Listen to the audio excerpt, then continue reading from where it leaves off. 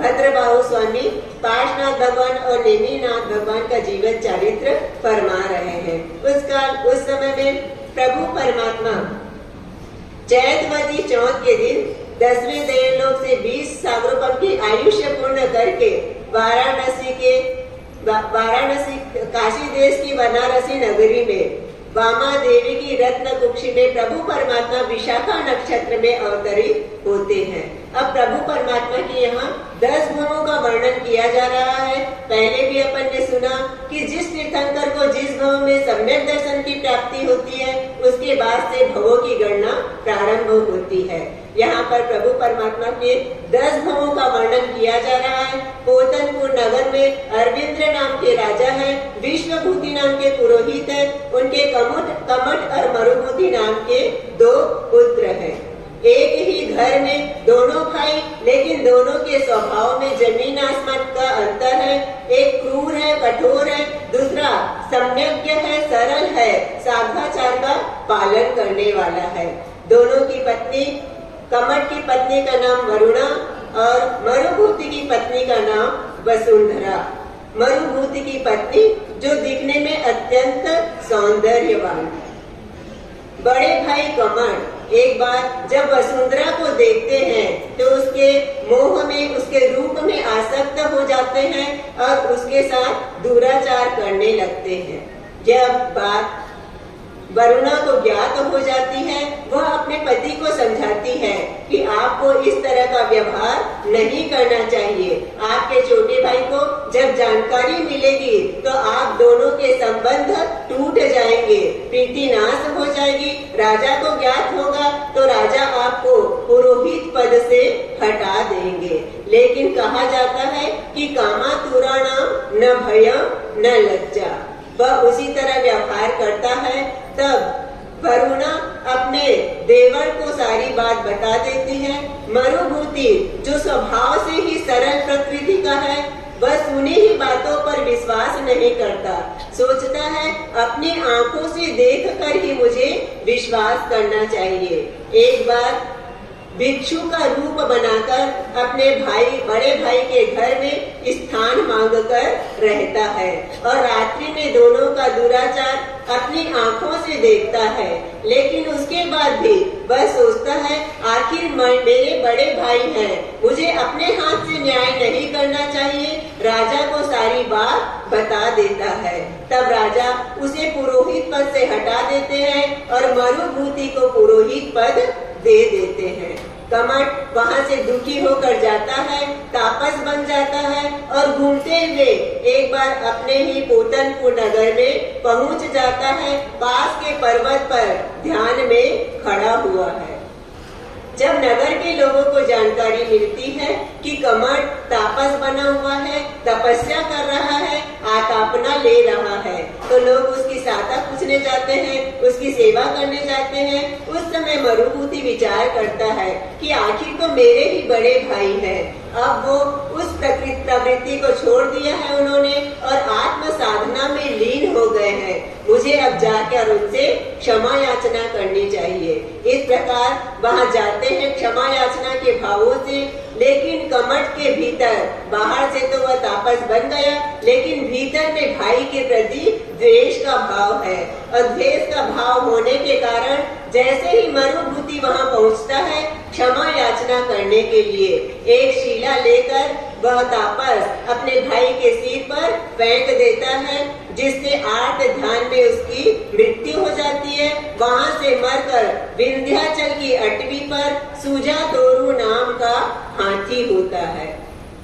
इधर अरविंद राजा जब दोनों भाई के स्वरूप को जानते हैं तो संसार की असारता को जानते हुए दीक्षित हो जाते हैं, एकाकी विचरण करते हैं, 11 अंग का अध्ययन करते हैं और इधर कमठ भी मृत्यु को प्राप्त करके सर्प बनता है।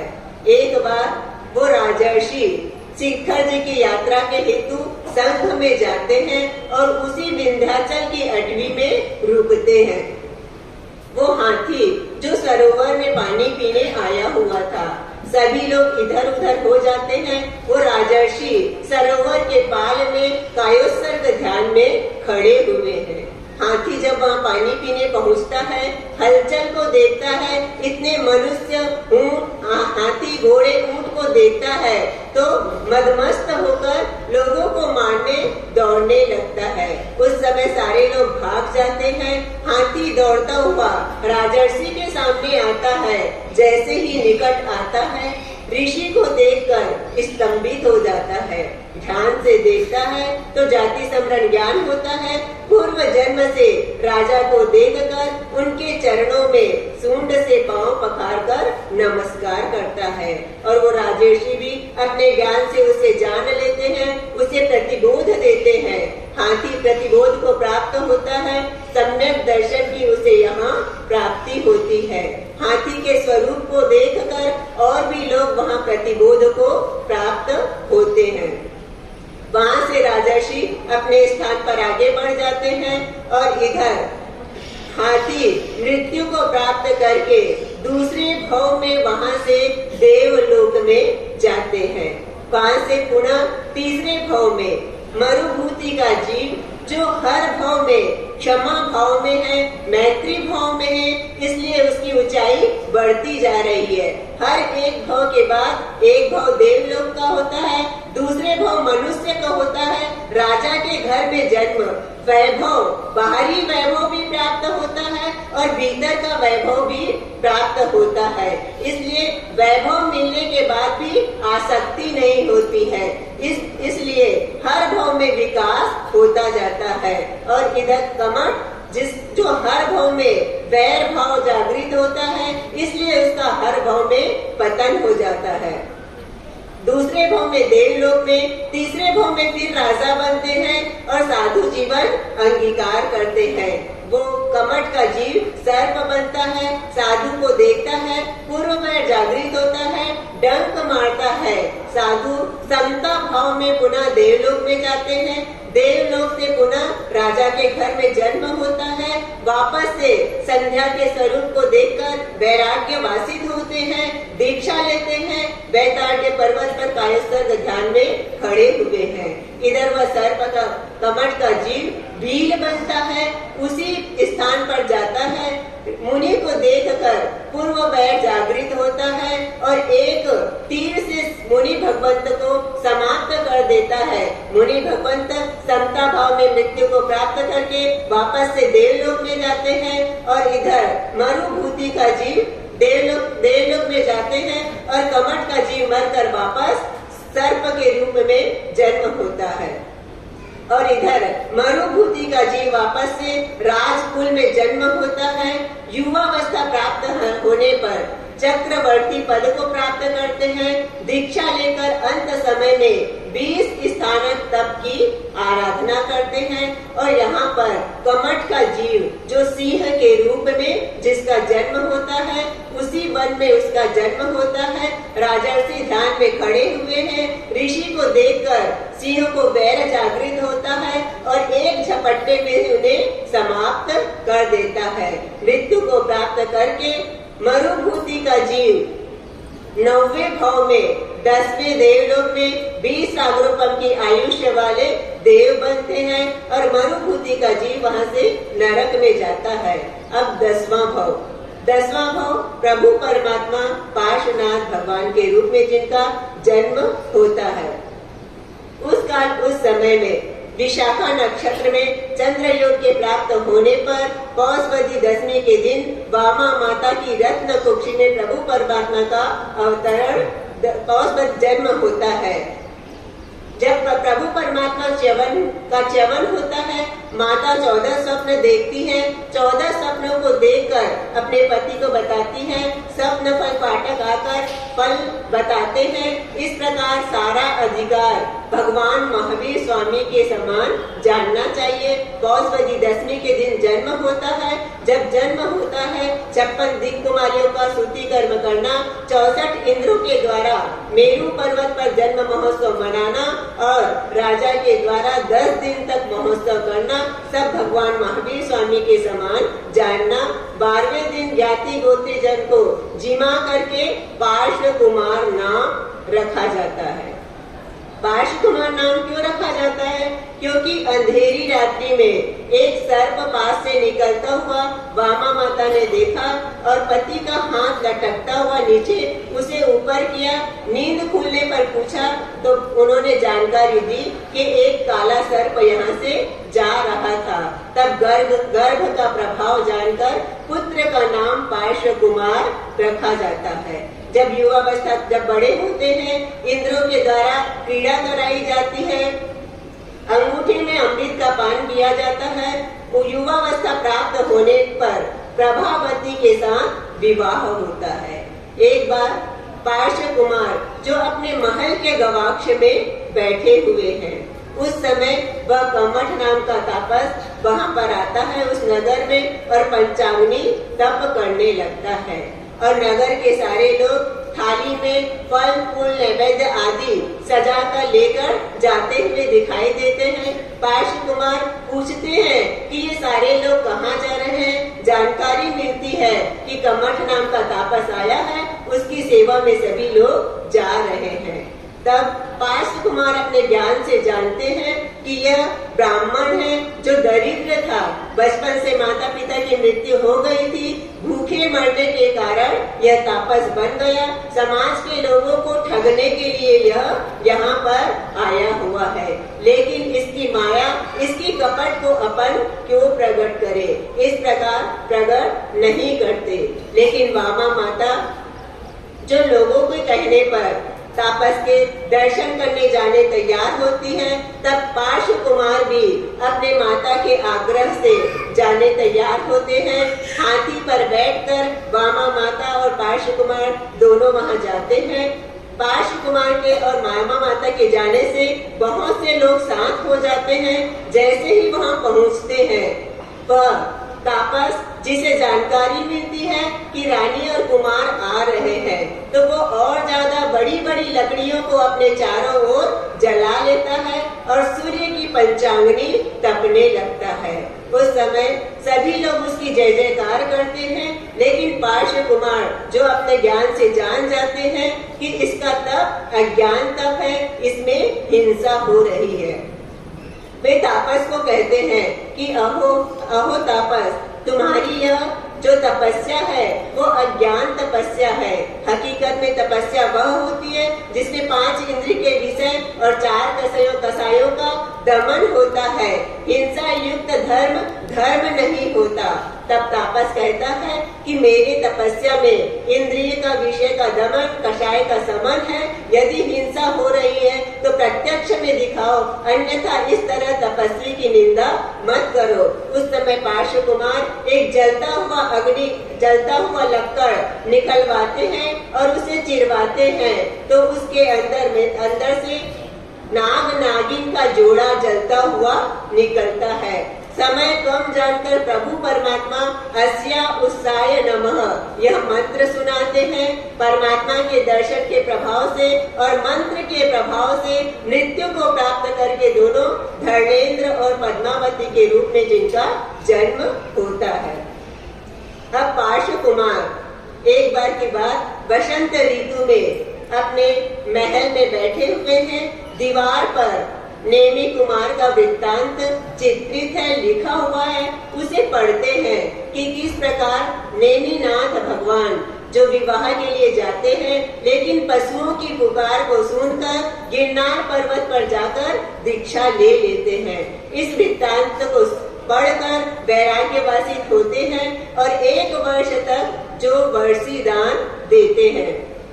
वर्षी दान देने के पश्चात लोकांतिक देव आकर प्रभु परमात्मा को दीक्षा अवसर ज्ञापित कराते हैं कि अहो क्षत्रिय ऋषभ, जय हो, विजय हो, आपका कल्याण हो, आप धर्म तीर्थ की स्थापना करें। इस प्रकार उस समय में पौष वधी 11 के दिन विशाला नाम की पालकी पर बैठकर प्रभु परमात्मा महोत्सव के साथ आश्रम पद उद्यान में आते हैं।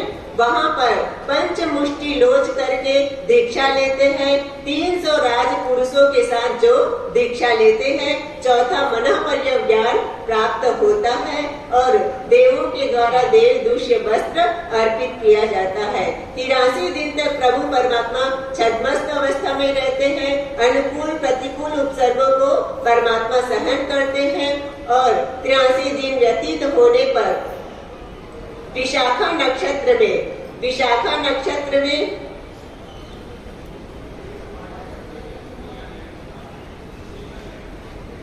चैतवदी चौथ के दिन मध्याह्न वेला में धातु वृक्ष के नीचे छठ तप के साथ प्रभु परमात्मा शुक्ल ध्यान ध्याते प्रभु परमात्मा को केवल ज्ञान केवल दर्शन की प्राप्ति होती है। उससे पूर्व प्रभु परमात्मा के पार्श्वनाथ भगवान के कलीकुंड और कुकुटेश्वर तीर्थ जो परमात्मा के जीवन काल में स्थापित हो चुका था, एक बार प्रभु परमात्मा शिवनगर के पास आश्रम तापस का आश्रम, उस आश्रम के पास एक पुराना कुआं, उसके पास वट का वृक्ष, उस वृक्ष के नीचे प्रभु परमात्मा कायोत्सर्ग ध्यान में खड़े हुए हैं। जब परमात्मा कायोत्सर्ग में ध्यान में खड़े हुए हैं, इधर कमठ जो मृत्यु को प्राप्त करके मेघमाली देव बचा है, मेघमाली देव अपने ज्ञान से परमात्मा को देखता है, पूर्व वैर जागृत होता है, प्रभु परमात्मा को उपसर्ग देने के लिए वहाँ पर आता है, बेताल का रूप बनाकर प्रभु परमात्मा को डराता है, सिंह बनकर डराता है, हाथी बनकर आकाश में उछालता है, सर्प बिच्छू बनकर डंक मारता है, लेकिन प्रभु परमात्मा जरा भी विचलित नहीं होते। तब वह मेघवाली और अधिक क्रोधित होता है और प्रभु परमात्मा को डराने के लिए भयंकर मेघ की विकुर्मणा करते हैं। अमावस्या की काली रात्रि के समान मेघ घटा विकुर्मित होती है, भयंकर मेघ गरजने लगता है, बिजली चमकने लगती है, मूसलधार वर्षा होने लगती है। वर्षा प्रभु परमात्मा के घुटने तक, कमर तक और नाक तक बढ़ जाती है। उस समय धर्मेंद्र का आसन कंपित होता है। अपने ज्ञान से उपकारी परमात्मा पर उपसर्ग जानकर पद्मावती सहित वहाँ पर उपस्थित होते हैं। प्रभु परमात्मा को अपने सिर के ऊपर उठाकर ऊपर सहस्त्रपणा छत्र बनाते हैं। पद्मावती अपनी सखियों के साथ आकाश में नृत्य करने लगती है। 3 दिन व्यतीत हो जाता है। तब धर्मेंद्र देव अपने ज्ञान से जानते हैं कि यह वर्षा सामान्य वर्षा नहीं, कोई विशेष वर्षा है, और इस प्रकार अपने ज्ञान से जानकर कि यह मेघमाली की दुष्टता है, उसे फटकारते हैं कि अहो मेघमाली, तुम ये क्या कर रहे हो? परमात्मा ने तो तुम्हें दया का स्वरूप समझाया, दया करके तुम्हारे लिए हित किया और तुम परमात्मा को उपसर्ग दे रहे हो। वहाँ पर मेघमाली ठंडा पड़ जाता है। इतने लंबे समय से जो वैर की गांठ बंधी हुई थी खुल जाती है और यहाँ पर मेघमाली को भी अब सम्यक दर्शन की प्राप्ति होती है। सम्यक दर्शन प्राप्त होने के पश्चात प्रभु परमात्मा वहाँ से विहार करते हैं। धातु वृक्ष के नीचे प्रभु परमात्मा कायोत्सर्ग ध्यान में खड़े हुए हैं। चैतवदी चौथ के दिन विशाखा नक्षत्र में चंद्र योग के प्राप्त होने पर प्रभु परमात्मा को केवल ज्ञान और केवल दर्शन की प्राप्ति होती है। प्रभु परमात्मा को केवल ज्ञान और केवल दर्शन की प्राप्ति होती है। अब प्रभु परमात्मा का परिवार बताया जा रहा है कि प्रभु परमात्मा के परिवार में कौन कौन थे। पहले भी आप लोगों ने सुना कि प्रभु परमात्मा के परिवार में कौन होते हैं, तो साधु, साध्वी और श्रावक और श्राविका। प्रभु परमात्मा के 16,000 साधु थे, 18,000 साध्वियां थी, 1,64,000 श्रावक थे, 3,27,000 श्राविकाएं थी, 14,100 अवधि ज्ञानी, 1350 मन पर्यव ज्ञानी और 1,000 केवल ज्ञानी थे। इस प्रकार प्रभु परमात्मा का परिवार। अब प्रभु परमात्मा 30 वर्ष गृहस्थ अवस्था में रहते हैं, 83 दिन छद्मस्थ अवस्था में रहते हैं, 70 वर्ष चारित्र को पाकर 100 वर्ष की आयुष्य को पूर्ण करके कहाँ निर्माण हुआ प्रभु परमात्मा का? समेत शिखर में। समेत शिखर में सावन सुदी अष्टमी के दिन प्रभु परमात्मा का निर्वाण होता है। 33 साधुओं के साथ शिखर जी में प्रभु परमात्मा का निर्वाण होता है। बोलिए पार्श्वनाथ भगवान की। अब नेमिनाथ भगवान का जीवन चरित्र प्रारंभ।